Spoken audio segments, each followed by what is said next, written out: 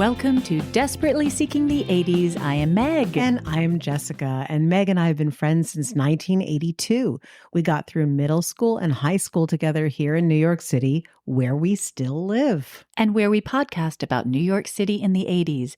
I do Ripped from the Headlines. And I do pop culture. Jessica, we had so much engagement this week. I can't even address all of it. There's so much. I'm very excited to hear it. Okay, first of all, the first thing actually isn't engagement. It's just something I discovered. Kathy Park Hong wrote this incredible book called Minor Feelings and Asian American Reckoning. And I recognized it from our bookshelf because Joe has read it. And I saw it when I was just sort of Googling, Teresa Cha. Well, turns out Kathy Park Hong had a whole chapter on Teresa Cha, which I so wish I had read before I did my piece. Fortunately, she says all the things that I discovered. She just says it more eloquently, and it would have saved me a lot of time. But anyway, and she's got a lot of insight. But she did have a couple of things to say that I didn't know about that will help the story. First of all, the curator, Valerie Smith, actually says that Teresa left the artist space at 4:00, which changes the timeline and makes it much more feasible. Okay. Like before, the timeline was so tight and weird, and now actually that makes it all make sense. Also, Joey Sanza knew Teresa and Richard, and he killed her because she could identify him. Duh. Wait, she could identify him. Because Oh, he didn't kill the others. Exactly. Oh my God. Okay. And Kathy says one other thing that I think is really interesting. She is upset that scholars often say that Teresa was killed instead of murdered and raped, because she says as an Asian woman, she feels it's important to not sanitize what happened, that's kind of an erasure that leads to forgetting. I'm paraphrasing what she said, but I agree. Right? Interesting. Okay. Words count. Next. My friend Laura, she knows tons of fun facts about Brian Eno. Guess why? Why? Because she creates crossword puzzles. In fact, she had one in the Washington Post last Wednesday. Eno is very useful in a crossword puzzle. I love that. So, guess what a fun fact about Brian Eno is? He wrote the Windows startup music. Are you kidding me right now? No. First off, of course he did.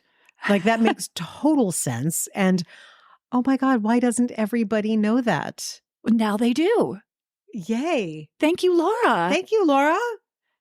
My friend Kate, who you know very well. Indeed. She was interested in our discussion about pigeons.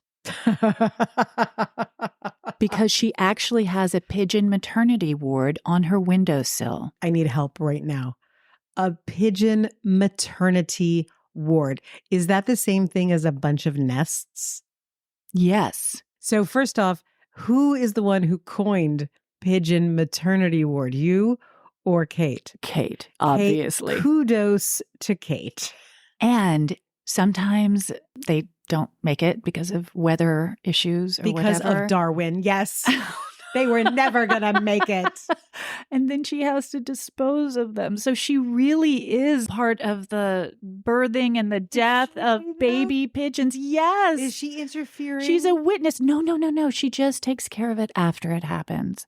And she's a witness to their lives, to their short lives. And we were even questioning if they even existed last week. Bearing witness to Chick 10 who Yes. didn't make it. Yes. Oh, well, but here's my question. If Kate were not getting involved with the maternity ward, if she were not hospital administration, what would happen to the dead chicks in the nest? Has she looked that up? Don't know. Because but now it is, I want to know, like, would they get nibbled on by I don't know. But it's a windowsill. So she has a vested interest in keeping her windowsill corpse-free. Well, she is doing good work. And I love that the answer to the baby pigeon question is so close to home.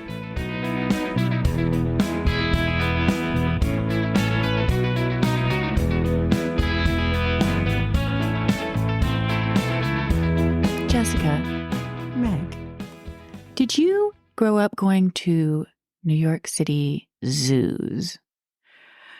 Yes, but not really willingly. Okay. I got very sad. Hmm. They made me very sad. Wait till you hear this story. Oh, seriously? Oh, man. No. Is it monkeys? No. Okay, then I'm fine. Right. And it's a roller coaster. There's sad, there's happy, there's a lot of stuff going on. As long as it's not any kind of primate. Not a primate. All right. It's not that I think primates are better than other animals, but for some reason I'm just particularly obsessed with them. Okay. So I hear you. think I can handle, not that I'm going to be happy, let's be honest, but hit me with it. I'm excited. I'm Okay. ready for the roller coaster. I mean, I will say obviously we went to the Bronx Zoo. I think we went on school field trips. Yes, we went Bronx Zoo. There's the zoo in Central Park. Yes. Which will be the focus of my story today. Oh, for God's sakes. Yay. There's also, my parents would schlep us out to a few petting zoos when I was really, really little that were, if my faulty memory serves, mostly goats. But that's love goats, donkeys, that kind of crowd. And having, raising city kids as I did. Oh gosh, Central Park Zoo, man, that was like, you do that at least once a week. I can only imagine that keeping always them engaged and busy. Always a winner. Excellent. Even the smell? Especially. Oh, kinky. My sources are New York Times, lots of articles, and Reddit. Interesting. Which is becoming my news source. Off topic, but have I ever directed you to my favorite Reddit thread of all time? No. It's known as Poop Knife. No. Yes, you have. You have.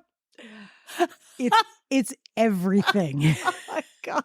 It's everything. I think it's all in the name. It truly, and you think my friend Bronwyn, who I've spoken about on this website, Please, on this podcast. You're not going to do this right now. No, I'm just saying she's the one who sent it to me. Okay. And if she never did another great thing in her life, which would be impossible, I would still hold her on the top 10 humans of ever for having introduced me to Poop Knife. So I don't question that Reddit is a great source. Oh my God, it's the best.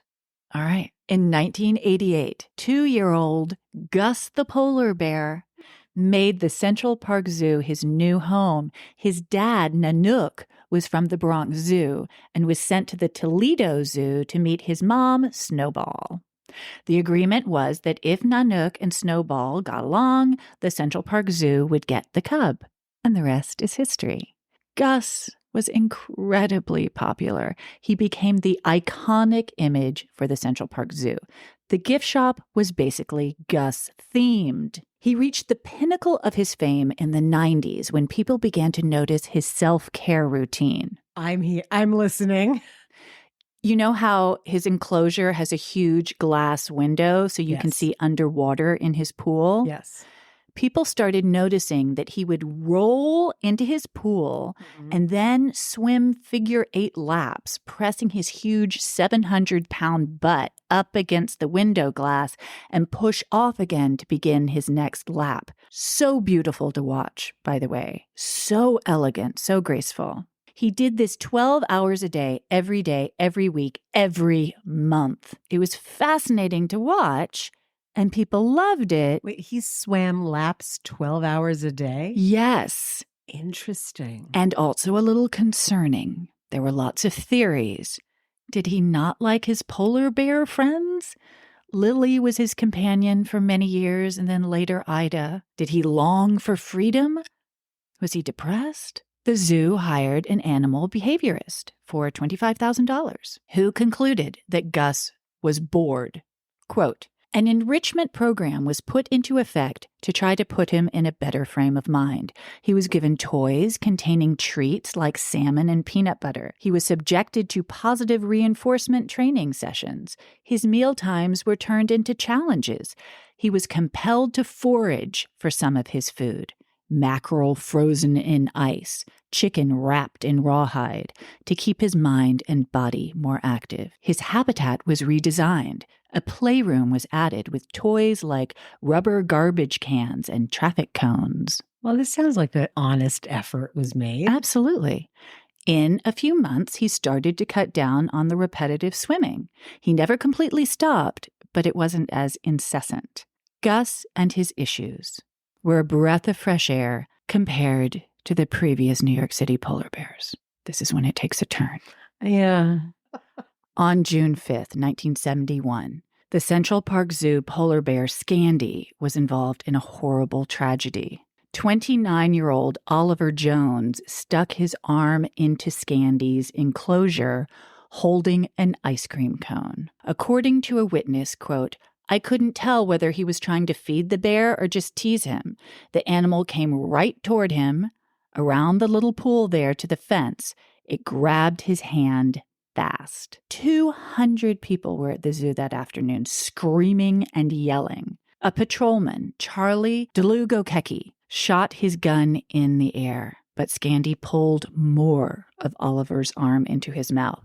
Eddie Rodriguez, the lion keeper at the zoo, jumped in and tried pushing Scandy with a stick. Nothing worked. Patrolman DeLugokecki aimed his gun at Scandy's shoulder, but the shot ricocheted into Scandy's spinal cord. Oh my God. Killing him. It was devastating. Charlie DeLugokecki kept the Central Park Zoo beat until his retirement in the late 80s, but his friend Eddie, the lion keeper, never spoke to him again. Animal specialist Jack DeLees said, quote, "Scandy was quite docile, but you know how bored caged animals get. Put a toy before them, something to attract them, and they'll go for it. Take it right in their mouths." Eddie, the lion keeper, said, quote, "This man was bothering the animals. I just chased him from another area. He was teasing them." The guy who's... I got it. Okay, I'm just I want to know if Oliver's arm left his body. It's, it's interesting. Like, nothing says whether or not it did. No one really gave a fuck about Oliver because he was such a dick.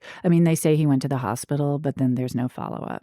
All right, good. A witness, Joe Rivera, said, quote, "I was standing right next to him. He asked for it. He put his hand through. It says on the signs not to feed the animals." There's an incessant stream of people who like to fling themselves into enclosures, stick their faces places where they shouldn't be, poke things with a finger. These are wild animals, people. Yeah. How dumb. I don't know. Anyway, please. And patrolman Charlie DeLugokecki, what happened to him? This is from him. Quote, "I gave him a summons for feeding the animals. It's illegal, you know. I feel kind of bad for him." DeLugokecki did the best that he could. He did the best that he could. And what are you going to do? What are you going to do? There's a bear eating a guy. You got to do something. You got to do something. And think about... But guess what? But think about if he didn't and the guy had his arm removed or died...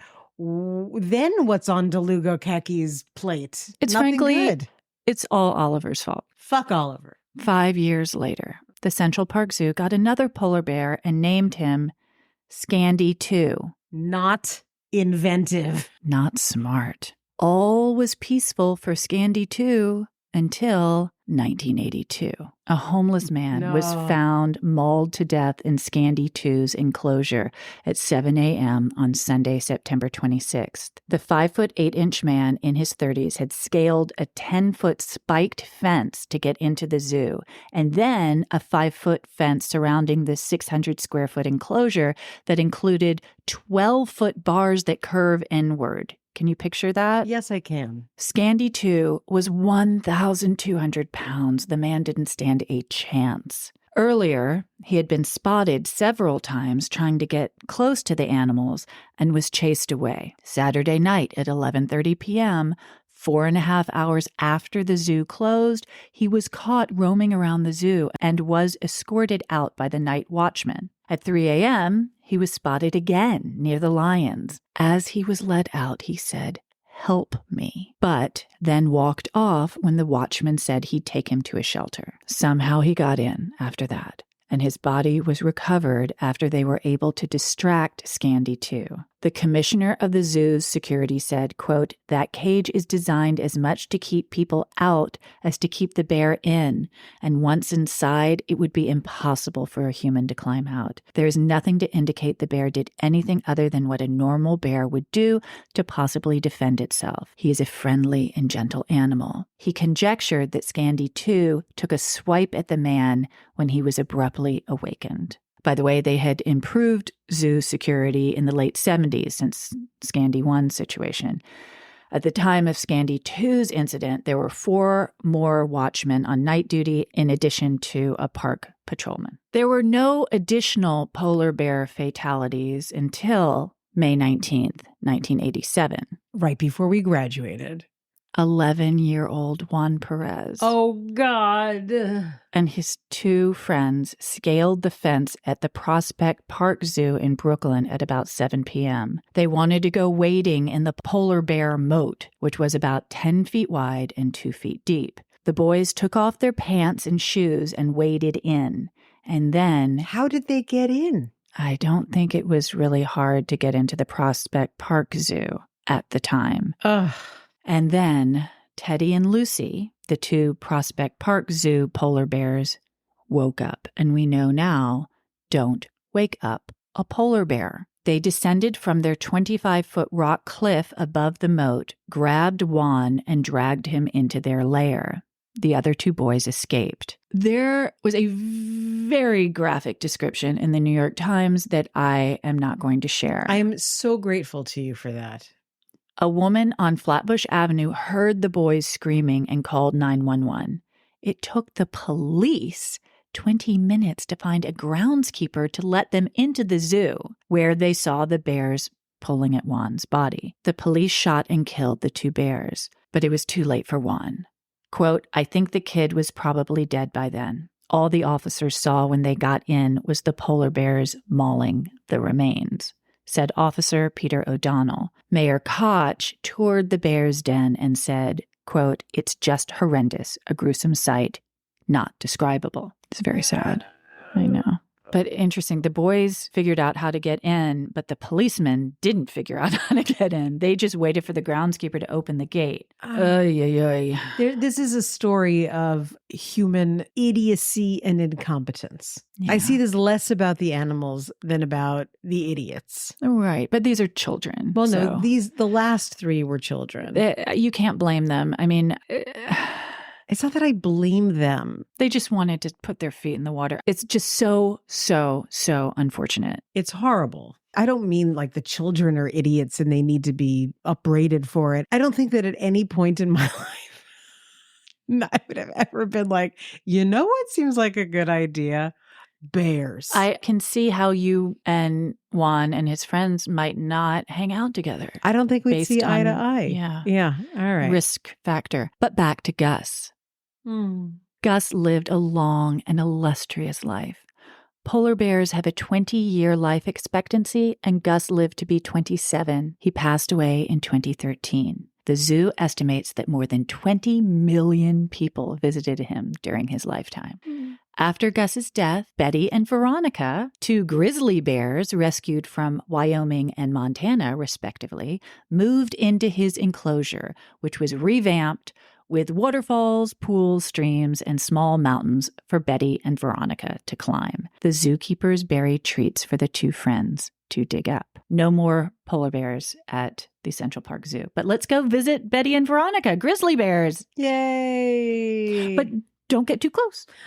Yay! Did you ever watch Grizzly Adams growing up? No, Grizzly Adams. I love that show. It was not for me. There's a few reasons why. First of all, too much nature. I wasn't that interested. I got my fill with Mutual of Omaha Wild Kingdom, and I was usually bored halfway through. So, Marlon Perkins, a good man, but, that wasn't my bag. And I didn't like what the guy who played Grizzly Adams looked like. He was so kind and bearded. He was also too natural. There was something about him. Maybe. Oh my God, I cannot wait to post about Grizzly Adams. Maybe It was the beard. You know, he was also smiling a lot. I didn't trust it. That's the friendly thing. Yeah, I don't know. It's not for me. Not for me. Not for me. No.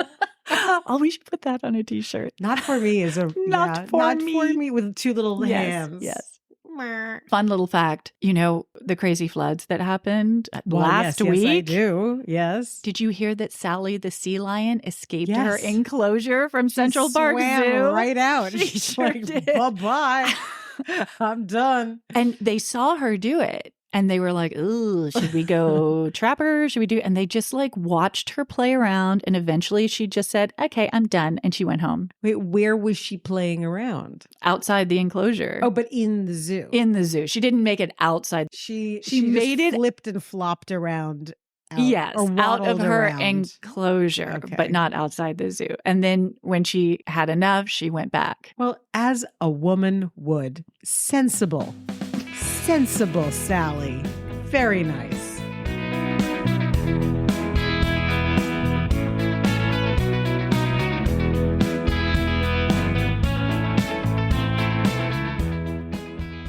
Bears. I was going to say to you that I don't know if this makes me a terrible person more than anything else I've ever said on this podcast, but I know that the bears got shot, but they were mauling people. I was very worried that the thrust of this entire thing was going to be about animals being hurt, but when I found out it was about people being hurt, I had no problems at all. I was very relaxed. That's a true New Yorker response, I think. Is it? Yeah. Oh, the people are expendable, but don't touch my animal baby. Animals are innocent. Yes, they are. They are. And they're pure joy. You know who's not innocent? People. Let's talk about people in the 80s. Oh, no. What do you Let's talk about perspectives. Let's talk about men. Let's talk about women. Oh, okay. All right. So when we were growing up and at Nightingale, we were taught things and we were given a perspective that was extremely rarefied. And I didn't realize that until I got to college. And even then, I didn't really understand it. But all girls school, being told that we could be masters of the universe. Yes. Right? Yep. That was a thing. Yes, it was. And we bought it. It was in the 80s. Mm-mm. We bought it. It was bullshit. It was nonsense. It was absolute nonsense. And I understand wanting girls, young women to push themselves. And how else were we going to get ahead in the world? And every generation had to do better than the one before, but it was never framed that way. It was just, you can be anything you want to be. And it's expected of you. And it's better for you now than it's ever been in history. Take advantage of that. Exactly. Without really acknowledging that all this shit still existed. Correct. So what I want to talk about today is you can have it all. Oh, interesting. Yeah. Yes. So I did bring home the bacon, fry it up in a pan. And never let you forget you're a man. Angelique. Yes, Angelique. Shame on you, Angelique. Actually, shame on Helen Gurley Brown, editor of Cosmopolitan magazine. Yeah. Who is the one who coined this phrase and concept. And I'm going to read a little something from The Guardian. To begin with, this is an article by a woman named Antoinette Lattouf. Great name. The title of this article is Having It All is a Myth Still Being Used to Punish Working Mothers. As a non-mother, that was interesting to me. I learned that this concept that I really didn't know where it came from, you can have it all, but it was ubiquitous. And it was the 80s, it was foundational for women and teenage girls in the 80s. This was what was expected of you. It wasn't that it was an opportunity. Once it was out there, it was expected of you. And if you weren't doing it, you were failing. Did you ever feel that way? I've had an unconventional career. Did I feel like I had to be good in my career and be a perfect mother? And yeah, sure. Okay. Yeah. I saw it as a more of a competitive sport. That's how I internalized it. and that it was very much about women comparing themselves to each other. I hate that. Yep. Not surprising because Helen Gurley Brown was really a blight in many ways. In some ways, really not, but in many ways. I mean, lots of people would disagree. I do understand that, and I'm happy. That she's a groundbreaker. And well, she was, but a lot of what she was pushing was nonsense. Everything else in women's magazines, even now, it was pushing nonsense for marketing because it would sell magazines and it would get advertisers. So Helen Gurley Brown wrote a book called Having It All, and it became popular in the 80s. So I'm reading from The Guardian. She was then editor of U.S. Cosmopolitan magazine. The self-help book for women made almost no mention of children and was largely about money, sex, diet, exercise, and appearance. And that was Helen Gurley Brown's whole thing when she took over Cosmopolitan, was that everything was about sex. Cosmopolitan became seen as a dirty magazine under her editorship. Didn't she write Sex and the Single Girl? She did. In the 60s, I think. I believe that is correct. So Helen Gurley Brown, because of what she embodied, this hypersexualization, and like that's where women were going to find their independence and all of that. So I had this image of her as she was in the 60s. So in the 90s, I was having lunch with my dad at Blue Water Grill in Union Square. It used to be a bank. So it was this I know exactly where it is. Space. And I was sitting on, it was sort of like a rectangular, huge space. And they had banquettes and seating on one long side. And I was sitting there with my dad and I saw a wraith walking towards us. It was like a swizzle stick had come to life. And it was red, like a swizzle stick, red from head to toe. No. A red turtleneck little outfit, red cape, red little tiny spindly legs hanging out of the cape like Twizzlers. And they were tights. They were opaque red tights going into little red shoes. And I was so taken aback by this creature who was wobbling towards me. It took me a second to register that it was Helen Gurley Brown.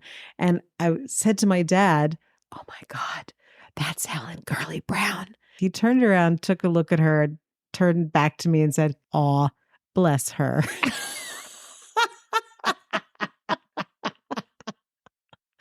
I'm quite sure Bert. he does not remember this, but I That's great. pretty much died that day. I was like, that is everything. Thank you, Dad. Anyway, Helen Gurley Brown, her thing was money, sex, prestige, beauty, all of this stuff.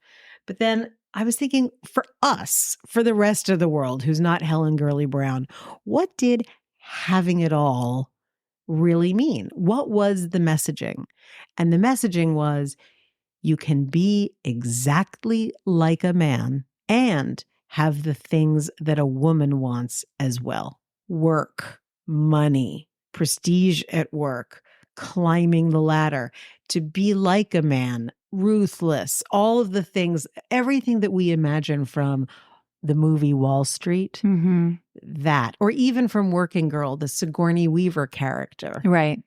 But then add to that softness, beauty, motherhood, anything, romance, all of those things as well. Now, can you imagine now as an adult person, and also now that our culture is quite different, could you imagine who that person would be?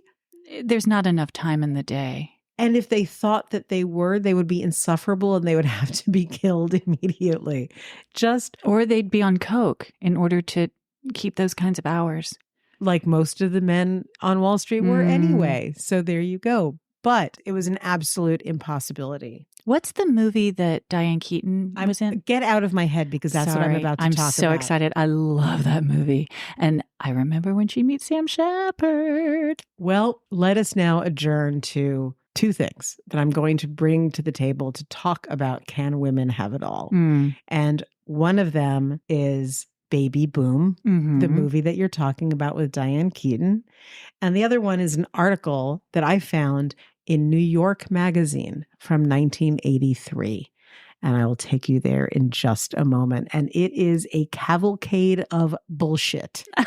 It is amazing. You will love it.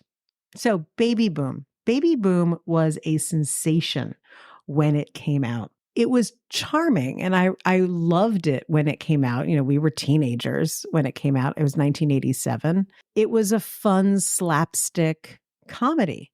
It was about the New York lawyer who has no time to be soft and womanly. And she's an insufferable yuppie. And her insufferable yuppie boyfriend, they schedule sex, and played by the adorable Harold Ramis. And she is the only living relative of an adorable baby girl from England. And she now has to be a working mother. And her inability to do it all was the commentary. Absolutely. However, and the comedy. Yes, it was also a condemnation. All of the characters in that film looked at her like she was a failure, including her.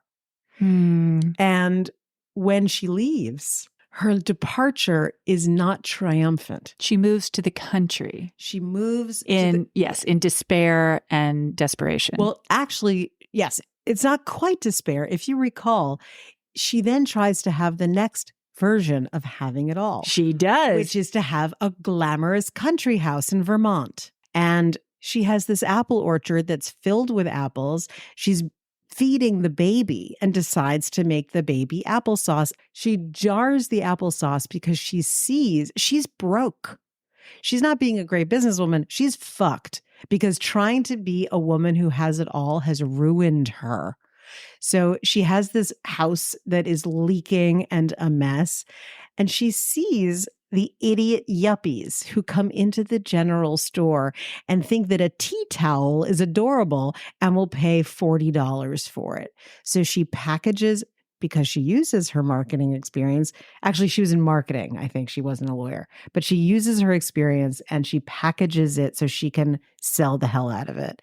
And then, get this, she's about to become a success again financially with the baby because she's brilliant and can do things like this. And then to prove that she's really a good person, she eventually chooses to stay with the baby in Vermont and with cute Sam Shepard, yes, who's the local veterinarian. Yes. And everything about that movie. So movie, she gives up her career or gives up advancement? Gives up advancement.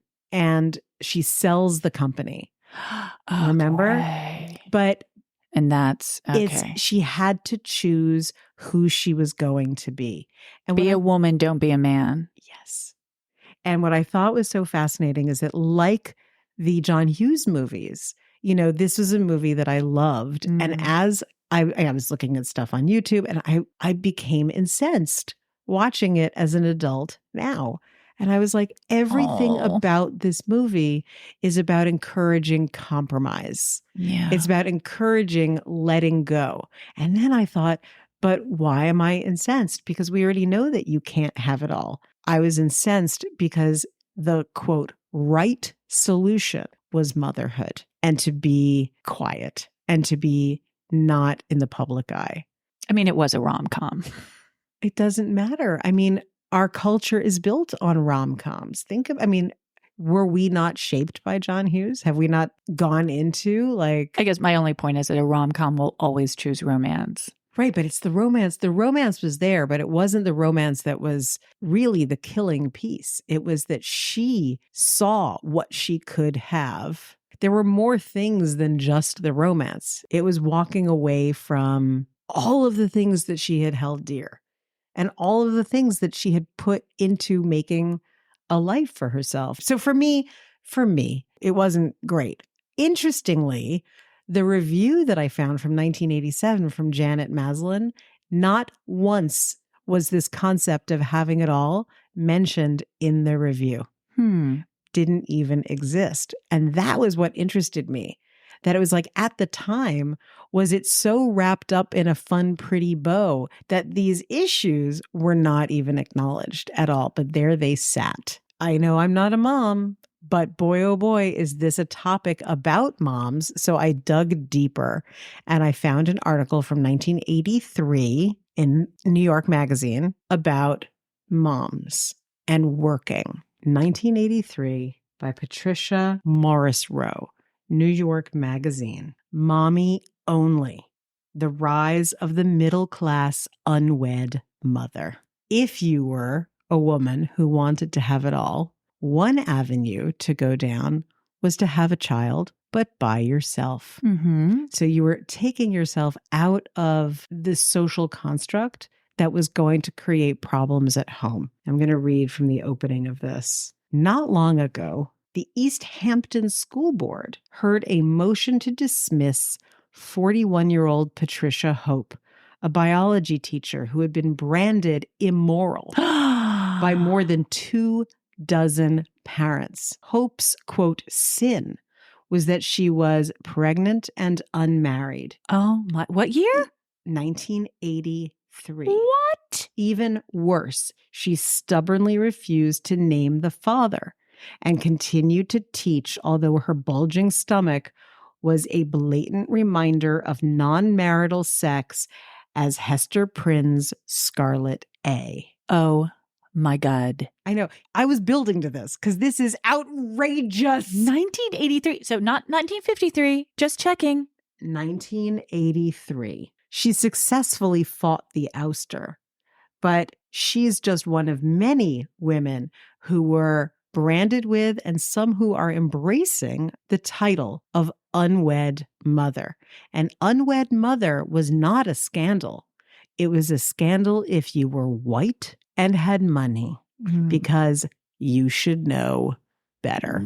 In 1980, the last year for census figures prior to the writing of this article, out-of-wedlock births rose to a record 11.4%. Why? Because the rate of single white women having babies on their own rose almost 20%. Interesting. Correct. What, they're Interesting. able to choose their life path a little bit more easily. Yes. At cocktail parties in Manhattan at the time, you would hear phrases like elective parent and single mother by choice. Ooh, I remember that. That Remember rings that? a bell. Yeah. These phrases were cropping up at cocktail parties. Everybody seemed to know someone who was doing it. There was even a support group for women who were deciding to do this. And why was this all possible? Because of technology. What was suddenly available?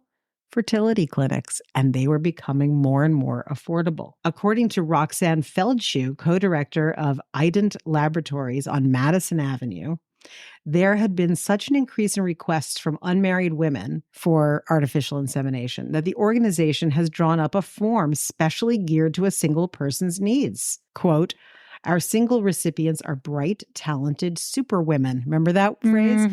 Superwomen who refuse to settle for just any man in order to get married and have a baby. Well, that seems like progress. Indeed. But can you imagine? One of the reasons, what that made me realize is that one of the reasons that it was so horrible for women to have it all is because it unseated men. It was yet another way to say, are you superfluous? Do we need you? As we are experiencing now. I mean, there's a reason that the bad thing is that they don't like that very much, and then they respond in a bad way, and they take it out on us. Yeah, that when their segue to their ego takes a hit. Yes, that's when murders happen. Sorry, murders and Me Too situations. Indeed, I also thought this was really interesting. While the majority of these women are thoroughly smitten by mother love, they profess a keen awareness of the drawbacks. They worry about paying for their children's daycare centers and private schools. Will they have enough money for their college educations? Even if their salaries fall within the top 10% for working women, they will still have to struggle to pay bills. And is the assumption that top 10% of women's salaries is not anywhere close to the top 10% of men's salaries? Well, absolutely not. So there's a profile of several women, and one of them is named Ruth, a 41-year-old vice president at one of the largest Madison Avenue public relations agencies. She says, Quote, I always knew I wanted children, but marriage was never very appealing. It's not that I don't like men. It's just that I don't necessarily want them in my life. Or in my apartment. I was dying. I actually wrote in the margin, ha ha. And what also I loved about this article, and we should really have a link to it, is that the writing of it by a woman is so biased. And you can tell she's not trying necessarily to slam these women, but she cannot help herself. And so here's a great little bit. Ruth, whose voice never seems to rise above a whisper, tells Hannah to stop repeating, Amelia Bedelia, Amelia Bedelia. In the meantime, Lily, her other daughter, who is perched in a high chair, feeds her yogurt to the dog. Oh, she does it all the time, Ruth says, ignoring the fact that Lily is now licking the dog's saliva from the spoon. So what? I have no delusions about being a supermom. You can't do it all, and I don't even try. Good for her. Yes. But I loved that the writer of this article was like, yeah, but you're letting her eat dog saliva. So judgy. Can I ask you a quick question? Mm-hmm. Are these women reading Cosmopolitan magazine? I'll tell you, I will be able to answer that in a moment. Okay. Ruth claims that the mothering versus career dilemma was never an issue, but she admits her career has suffered. Since her schedule is so hectic and the children's expenses have eaten away at her, are you sitting down? $40,000 a year salary. She no longer has the money to dress in expensive suits and doesn't have the time or inclination to expend energy on her appearance. So Ruth, who had been one of the firm's superstars, has fallen off the fast track. Quote, my boss expects people to devote their entire lives to the company, she says. Well, I work hard, but I can't stay at the office until 9 or 10 at night. My kids have to be picked up by 6, and if I'm not there to get them, nobody else will. So no family support. Yeah. Interesting. They profiled a group of women. I don't believe that these are Cosmopolitan readers. No, these women think so are not motivated by sex and appearance and all of that. They are motivated by, I want to have a career. I want to make money. I want to respect myself. And I'm not going to wait for a man because I also want to be a mother. And part of this article, which I will spare you the constant reading from it, is that there aren't that many men who are finding women of this ilk appealing. It's not what they're looking for. It hits at their ego. Yes, exactly. Exhausting. And here's what's great. So to that point, some experts detect a strong streak of narcissism undermining these prideful women.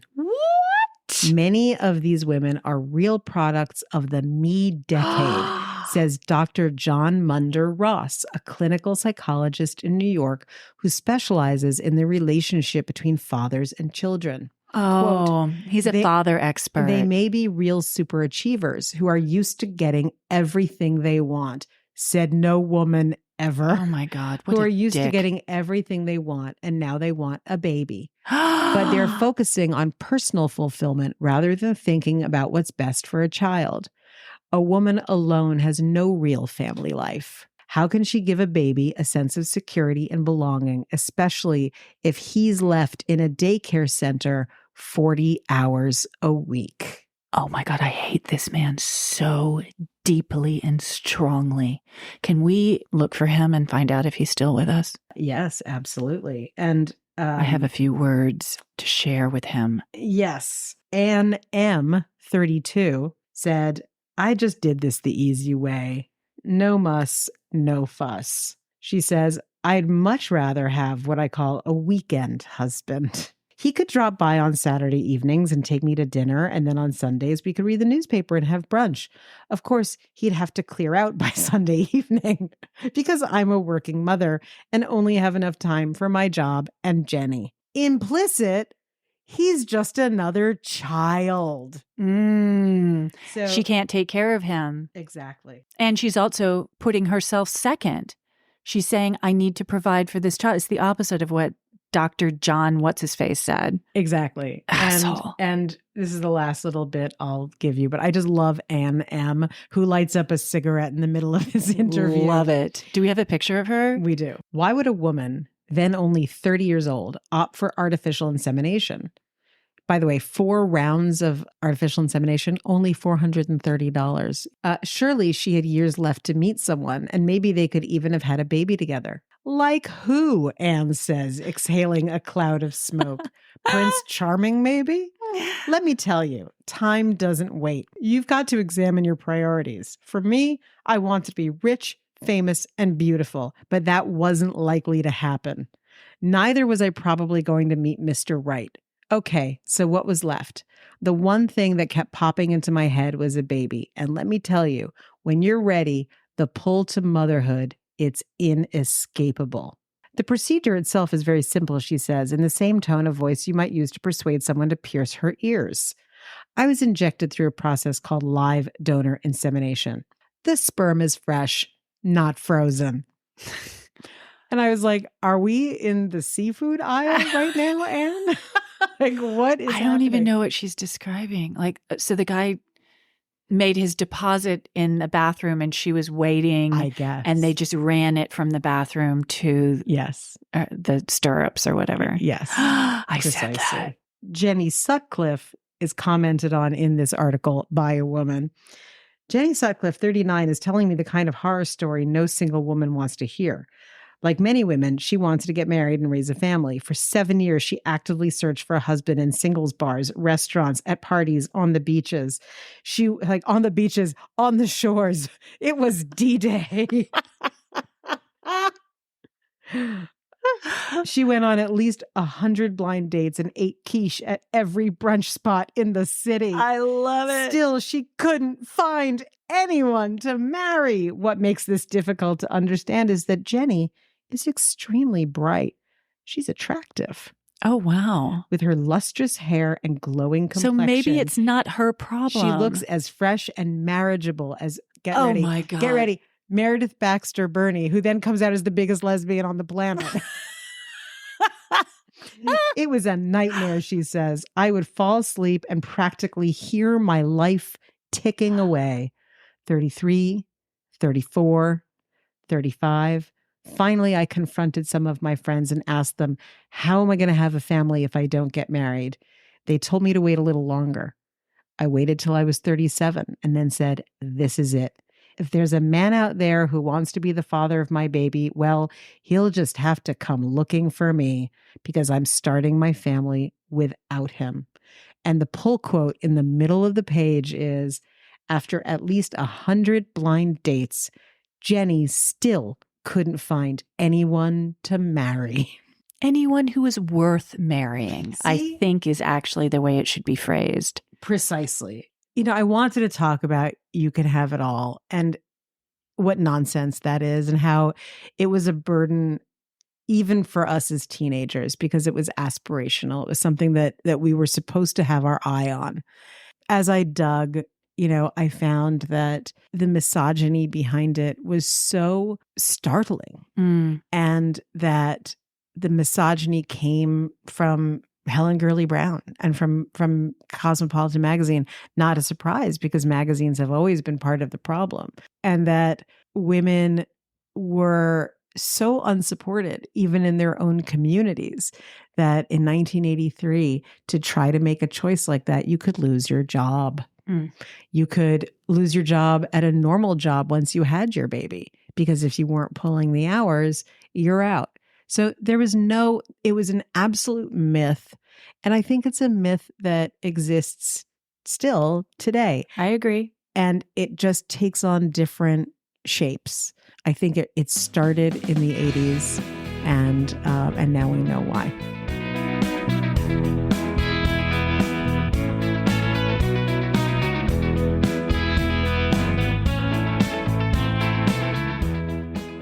You look delighted. That means that you have an idea about our tie-in. I've got a joke. Okay. What do polar bears and women in the 80s have in common? I don't know. They don't breed well in captivity. Did you make that up? Yes. Oh my God, you're so clever. I'm smart.